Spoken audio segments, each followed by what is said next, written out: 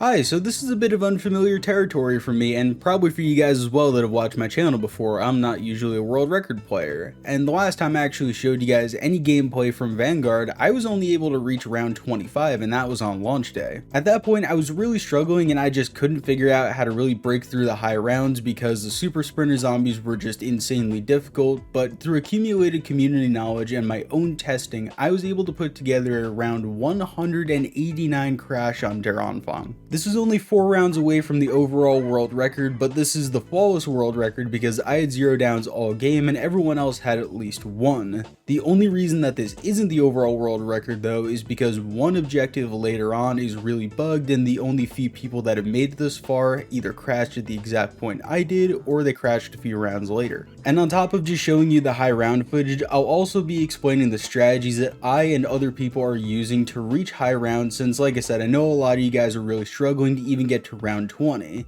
But the earliest gameplay I have from this game is from round 86 and I apologize for that. The reason I didn't record anything before that is because I played at least a dozen round 50 games before this that got disconnected online, so when I went offline I just couldn't be bothered to record anything before this because I figured, well, I'm probably not even going to get to 100, and once I reached 86 I'm like, oh, I should probably record. Moving into the basic setup of everything though, you're going to be using the Einhorn revolving shotgun, and ideally it should have the biggest 7-round magazine on it while you're playing. It's not necessary, but having as big of a magazine as you can get is probably the best thing that you could do. The shotgun is a one shot to the chest and up forever, and once you reach the higher rounds with the insane super sprinters, you won't have much time to reload, so having an 18-round spammable shotgun is your best friend at all times. Your artifact will be Ether Shroud because duh, not being able to be hit by zombies is clearly the best thing, and be careful though because occasionally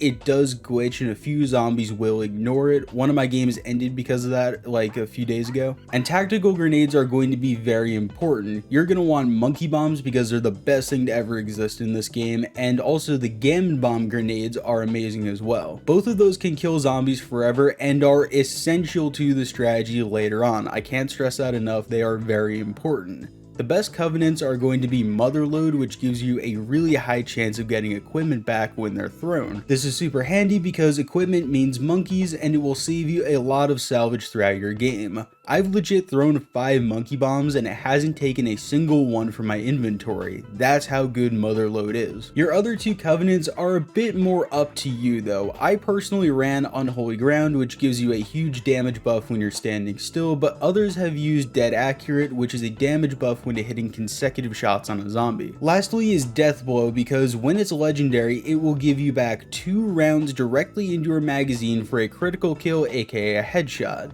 This is insane because it incentivizes you to go for headshots, which you should be going for anyway, and it means your Einhorn almost never needs to reload. But now that your basic setup's out of the way, let's talk about the objectives that I had in my game and how we tackled them. I only had 6 rotating objectives throughout my game, so I can't cover every single scenario that you might encounter in this video, but hopefully this will help you to figure those out that I didn't show, because some of the basic strategies are still the same across maps.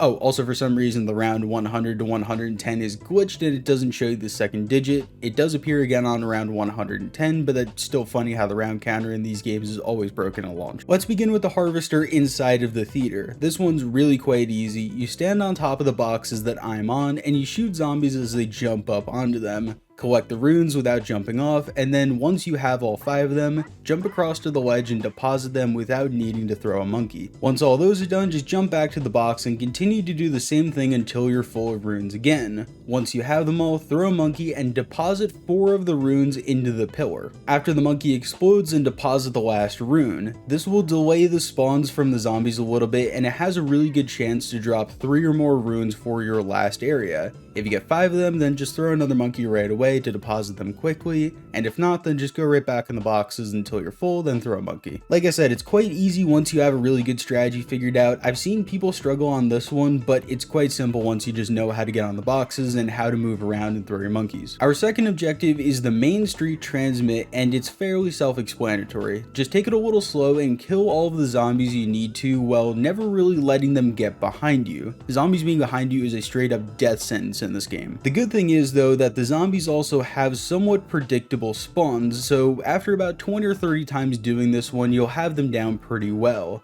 The only part that you ever really need to worry about is the ending, because zombies will rush from a few different areas. Either throw a monkey or a gammon bomb and, you should be fine really. Third objective is Hotel Blitz, which I'm just going to make a blanket statement that Blitz rounds are quite easy to deal with in general. There are never any super sprinters on these rounds, and on most maps you get a decent amount of area to move around in. You could either kill very little zombies or just hold off in a corner and kill everything that you want to. Honestly, it's up to you. I would say if you're really only going for around 50 or 100, then probably just kill everything because you get more salvage that way. But for those who are still struggling, just stand on top of a tall object if there is one around, and the zombies will have to climb up to you, and it just gives you a few seconds to relax. Also, jumping off of high areas stuns the zombies for a few seconds, so don't worry too much about getting down from whatever you climbed onto. Like, they're not really that you're not going to struggle with them once you jump down, I promise. They just stand still for a few seconds. The fourth objective is probably the second hardest that I had in my rotation this game, and that is the Windmill Harvest. There are two different patterns the runes can take on this area, and whichever area you spawn in will dictate which pattern you get. For a very long time I really struggled with this until I noticed that the zombies have certain spawn areas as well. In one pattern, you stand on either side of the big stone doors and you shoot zombies to where you can only have them spawn in front of you. After the first pillar is finished, you need to swap sides for the second and third, but it's simple enough. Once you've done it a few times, you'll recognize the pattern. When you're ready to deposit, just throw a monkey or take the zombies far away and run as fast as you can to deposit them quickly. The other pattern that you can get is basically the same thing, but you use this fence right here to cut the zombies off and give you a little bit of extra time since they stagger. Again, they'll only spawn in front of you at any given time if you're standing in the right area, so you're never going to have to worry about getting flanked or anything like that. Sometimes it will overrun you and you'll have to just scramble a little bit, maybe throw a monkey or just back up.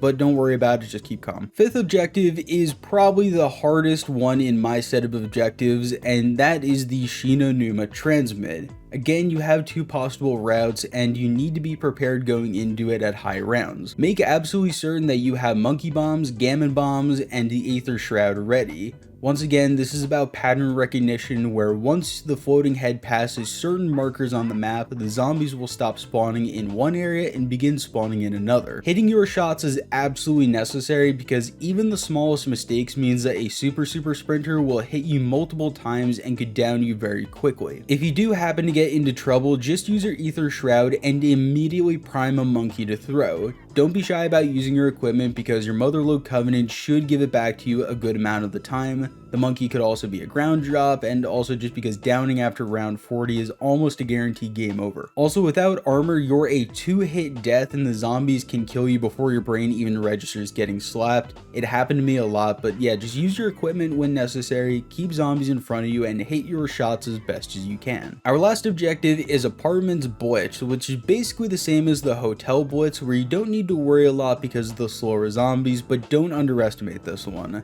The zombie spawn rate picks up as the timer goes along, and if not careful, you can get killed in a tight location such as this one. Apartments in general is probably the hardest area of them all, especially a harvest there, because super sprinters plus tight areas is a serious yikes. I try and restart when I get that objective, but if you want to try it, equipment will probably be the best bet for you, honestly. Just spam it as much as possible, and then running away would also probably be a big help, but yeah, I'm not a big fan of apartments, nor am I a fan of the harvest in that location. It's just absolutely dog shit. So now you know my strategies for tackling this game, but obviously not everything will always go according to plan, and I did have some luck along the way, as you always have to in a high round game. But before this, my highest round was 59, and I just had a complete mental block with it. Once I played a game offline though, and I was able to pause, it really made my life a lot more simple.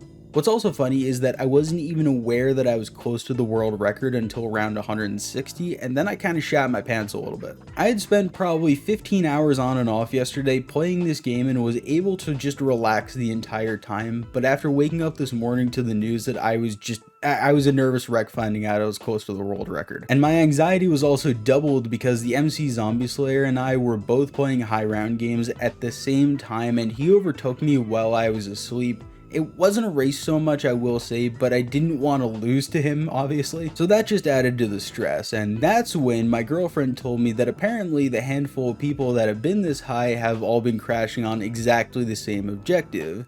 That objective is Shinonuma Transmit. Going into that round, I really had a limited amount of knowledge about the whole thing, and about an hour beforehand, MC had crashed on round 193, setting the new overall world record because he knew something that I didn't. If you did enjoy the video, then please like it and subscribe if you're new. I think we can end it off here and just show you guys what happened. So if you're new, like I said, I do a lot of Dumb Zombies challenges. Let's see what happened on Shinonuma Transmit round 189.